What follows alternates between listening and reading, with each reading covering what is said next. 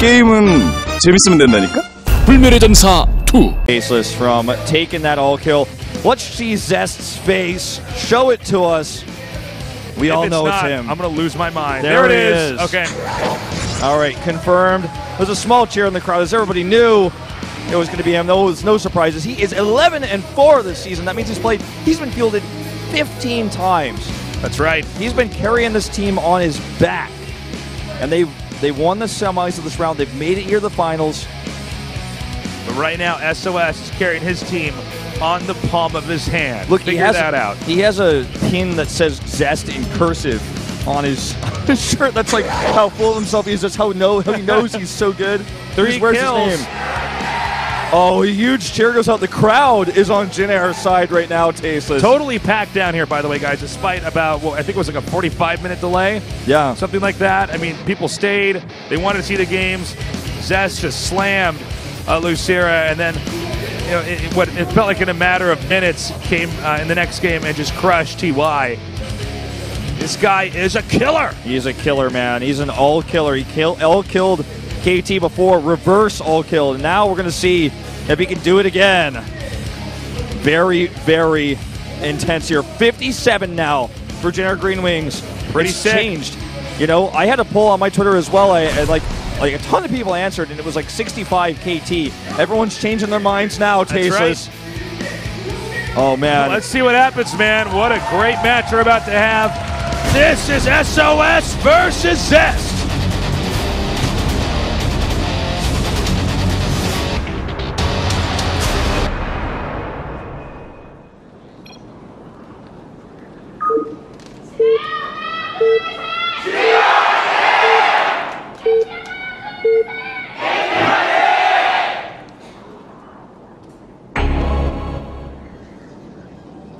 In the upper right, in the green, it's SOS.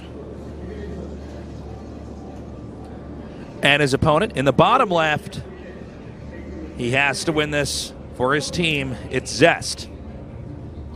Last man standing. Right now, SOS puts his team on match point. He's doing a very early scout because he doesn't want to get denied by the full wall, and Zest is doing the same. Very common on this map. Mirror builds here. Because if you wait till gateway, you will just be walled out. You will not be able to scout. Yeah, this is, I think, probably the best way to play this map on this matchup. You get in there no matter what. Okay, so you get in. Obviously, intel is key here. I mean, SOS knows if he wins this, it's just huge for his team. And he'd like to save Mario the headache. Now, Zest, interestingly enough, it looks like they're both trying to take each other's gas, but it was actually Zest that got SOS's gassed in a rare twist. If you note, he actually I think he's going to get it, though. No, there's a probe there. There's a probe there. Yep, if you got a probe hugging that neck, not the next, excuse me, the gas geyser, you can't take it. Yep. It's one of the cool things they never changed in this to make sure that you can still have a structural denies. You know what's funny is I think it was in Wings of Liberty. There was just a patch that was added either in Wings of Liberty or Heart of Swarm that made it that was the case, because initially you could never block it ever, but now it's like this cool thing you can do as a defender. No, I like that. I like that. And so, you know, what happens here as a result is SOS takes the extra money he has from not buying an assimilator and also not having 3 probes mining it, so he's got 3 extra probes mining minerals. He knows he has more money. He drops the Nexus even before his core. I'm wondering if SOS actually played this better, because even though he didn't get the gas, he got the probe down here. He can still deny the Nexus, which SOS is taking. So I don't know if SOS mind gamed him there. You know, I think he gets ahead though, regardless of whether it was his plan all along. Like I think he comes out ahead here for sure. But that's why I'm wondering, because he's so good with like these cannon rushes and proxies and pylon blocks. I wonder if that was actually intentional by him. He's really good at faking this stuff. I mean, you got to be able to juke and jive and pull some psychological tricks just with your movie units alone to slow your opponent down like this. Now, here's a question. Oh, wait, did Zest wall in? Full-on wall in? Yeah, full-on wall in. I wonder if you would come down here and make another pylon or anything like that to try to deny it again. Because it's possible, but there is a pylon up there now with the mothership core, and he's got a zealot, so he decides not to. But I was thinking the same thing. Yeah, it makes me wonder, only because it's Zest. There's the Nexus coming down, though. And SOS still hasn't cleared the gas. He's been, super econ mode. The probe of Zest leaves, though, so he can actually make this Stargate secretly. The Stargate's unscouted. Zest's going to take his own Stargate. This could end up being a Phoenix PvP, potentially. Hey, man, I would give it to SOS in a Phoenix PvP. He's got some of the best Phoenix versus Phoenix play I've ever seen. And he kind of is one of the players to repopularize Phoenix play in Legacy of the Void and make it like a, just like a not like the standard, but a much more standard, like one of the best ones. Viable. Yeah, viability. You bumped up the viability with just people like kind of following how he was doing. I think people wanted to dismiss Mass Phoenix for a long time in StarCraft 2. It's like, because the thing is, it's one of those things that it looks like it works, but when you look at it for a while, you think that can't be right. You know what I mean? Yeah. And certainly this can't be stable, but Zest really showing us that actually there is a way to do it and do it right. Well, a few kills on this mothership, but he doesn't scout the Stargate, I don't believe, which is kind of interesting. And forcing a pull here for SOS, but will recall away at the last second. I don't believe he saw that Stargate. So, and yeah, because he definitely didn't, because he definitely wouldn't be making an Oracle versus Phoenix as if he did. Because that Oracle might just simply be blind killed by this Phoenix. So, like, if the Phoenixes are just patrolling around like this, expecting an Oracle because SOS saw the Stargate earlier, then this could be bad. Robo Bay coming up now for Zest here. This by the way, this entire series has been phenomenal. Even though we had that long delay in Game 4, that was actually pretty exciting. It gives a little bit of tension. Yeah, and it shows also how badly KT really wanted to try to get an edge over SOS here. All right, here comes the Oracle. The Phoenix is on the left side, and there's one on the right side, I believe, as well, patrolling. No, that's a Zealot, actually, so he doesn't have vision, but he will send the Phoenix over immediately. Oh, he's actually got 3 over there, now, so this is good for him, but... What he's doing is he's going to hide this, because, see, the Oracle's going to go around this way. Lights out on that Oracle. He needs to sack it. It's a trap. Doesn't even get a single kill. Okay, see, this is... Now, guys, I want to point out, almost any other player would have just had their Phoenix there by the pylon to hit it. No! Not SOS. He knows this perfectly. He ensures the kill. He sets off the pylon cannon, which is an indicator that you want the Oracle to run away, and then Zest, being of course a great Protoss player, comes in and tries to hit the probes from the other side. SOS actually then traps that over here, and now it's his turn, and he's going to get a lot more kills, a lot quicker. Yeah, and he scouts this third base with this as well. So he's like, okay, so that's what you're playing. You don't have any units, so I have a lot of flexibility to take my own Nexus or even tech up further. And also note, he stops with Phoenixes. Yep. He instead gets an Oracle. We've seen this become more and more common. There was something like this Protoss used to do where they would end up getting a Reaver in mid-game, which was unheard of, and this is pretty late in the meta of Brood War, where they'd get a Reaver really late because people just wouldn't expect it. Oracle, same thing. Now that we're what about 5-6 years into StarCraft 2, because people stop preparing for air Oracles after they see Phoenixes, this is a great way to play. And right now, SOS is getting a lot of kills. I mean, he's already in a pretty substantial lead here. Yeah, keep in mind also the Oracle that he makes will serve a similar role to these Phoenixes, and it will just draw Zest into 2 different bases to defend, because he's dealing with probes lifting in one base and an Oracle trying to blow them up in another. So he's got to split these Stalkers, and it gives a ton of space for SOS to work with to just be greedy back at home. Now look, he's going to use the Phoenixes over here in the front. Yep, and then the Oracle's going to go somewhere else. Yeah, he wants his Stalkers come down. Okay, he's waiting. He's surveying. He's seeing where he can come in and do damage. Here he does. He comes in now. He's doing so much damage. This is an unheard of amount of damage between these units. 8 kills. Oh, doesn't get the 9th one. Nearly does. Okay, there's a 9th. There he is. And the Phoenixes are still out there, He's got to be careful about that as well. Forces an overcharge and gets the 8th kill on this Oracle. 10 kills in total. And he's got his third base up.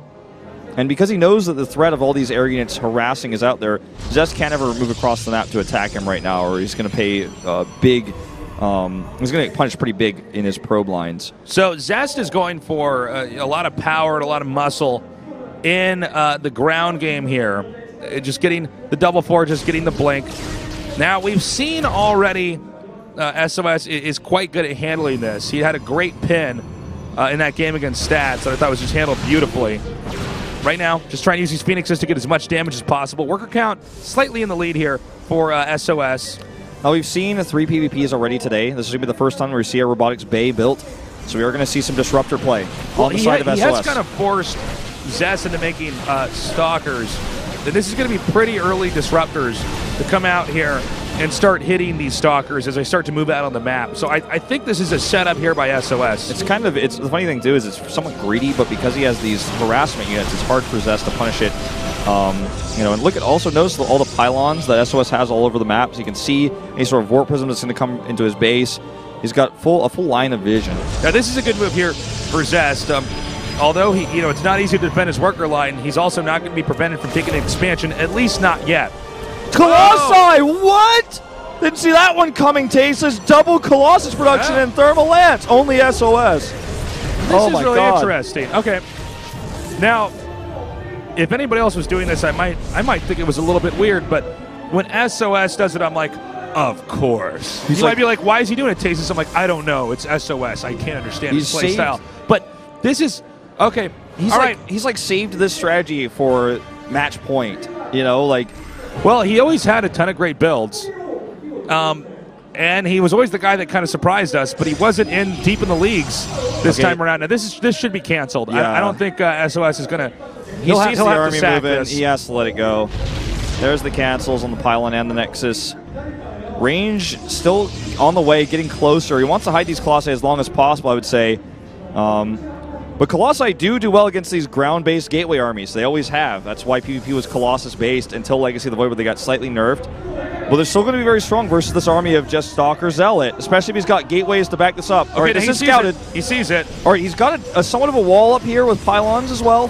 He's probably sitting there being like, well, SOS is so weird he hallucinated those. I don't instantly puts Stargates down, by the way, too. He wants to get Tempest. Okay, well, I'm assuming because this is spotted that this should trigger SOS to attack pretty soon here. SOS, by the way, a bit quicker at spending his money here. We saw the supply catch up, but it should tilt back into the lead here for SOS in a little bit here. Nice feedbacks there before warping those into Archons, getting a lot of value out of those Templars. Very nicely done. He doesn't make a Fleet Beacon, but 2 more Stargates. I don't think he's going to be going Void Rays here. Perhaps he forgot that he had a Stargate earlier on. This does happen every now and then. Okay, there's the Fleet Beacon, so he does realize, okay, I already had that Stargate. He might start using those, especially after the 2 armies clash here. Then again, the fact that there's Colossus out here, I mean, getting Void Rays or Tempest or anything like that can be a little bit handy. Yeah. Now, also note he's got a Warp Prism. He could use this to try to draw Colossus Fire. We did see people use this from time to time. Dropping Zealots here and there to pull the rays of the Colossus in the wrong direction. Also, they hit from another side. A Mothership is not bad versus either, because the Colossus is a siege unit. But if you can't get vision of what you're trying to siege like this is what I'm talking about, the sieging. If you don't have vision, you can't use it. You can't kill anything. The Stalker army over here are going to try to force another cancel. It's going to force SOS to send his army over. I think he should be fine. There's cannons here. He's not targeting the Nexus. He's going to have to blink away. And it is going to be Tempest. Yep, he started Tempest. But there's a pretty sizable amount of Colossi on the map. I believe it's 6 right now.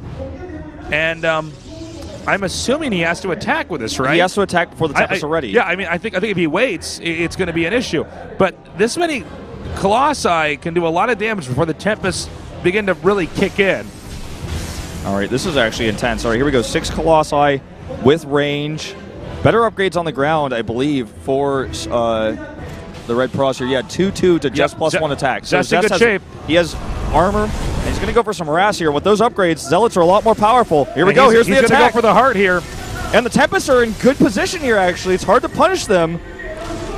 Well, he's coming in. He's doing some damage to this to these Colossi, but certainly not as quickly as the Colossi can do damage to this army. He needs to warp in some Stalkers here. Archon's now trying to target down the Tempest. Oh, and they're all stuck on the ramp here. They can't get underneath. This Archon army is stuck. It's actually a very close fight right now. Still, the Tempests are starting to get so much value. Yeah, I think actually Zest can take this. I think so. Look at this. These Colossi being used as a micro in the Warp Prism, but it's actually the Tempest that will win in the end. There's not enough anti-air here. The Warp Prism's going to go down first. And these Colossi, I don't think did enough damage. I think Zest has actually done it. Okay, yeah. I mean, that's... Look at that. That's the too reset much. button, and now there's a Tempest advantage in the game. And that was GG. GG. Going to the final match. We're going to Game 7. SOS tried to reinvent the wheel here of PvP. Well, I was wondering. I mean, it seems like maybe if you did the timing attack a little bit quicker, yeah, almost like maybe with 4 Colossi or something. Clearly, you have to kill them at that point. You don't go to the expansion and run away or anything like that. So Zest knew just what to do. You know, he'd seen this strategy before. He's actually, had his Tempest in perfect position so that the attack would just easily be neutralized. That was very impressive reaction time there. He didn't have a lot of time to get that set up after he saw the Colossi. The problem is, if you go for getting, you know, the Zealots out quickly, having some Archons with that army to Colossi, you don't have anti-air. If it was like a dozen Stalkers, you could start to shoot that down, cause a problem, start to warp in more. He didn't have enough. Zealots got completely wrecked there by the Colossi, but it just did not matter. All right, Taze as well. Zest wins it. I have to imagine Maru will be the last player. Zest looking, SOS, excuse me, looking a bit concerned here. Maybe questioning the decision for that build. I see that it was a specific timing to end the game. Didn't work out, but I'll tell you, SOS did his part. That he did. If this is a solid team, it's going to be up tomorrow. He's the other best player on the team. See a pat on the back there tomorrow. Now, younger player.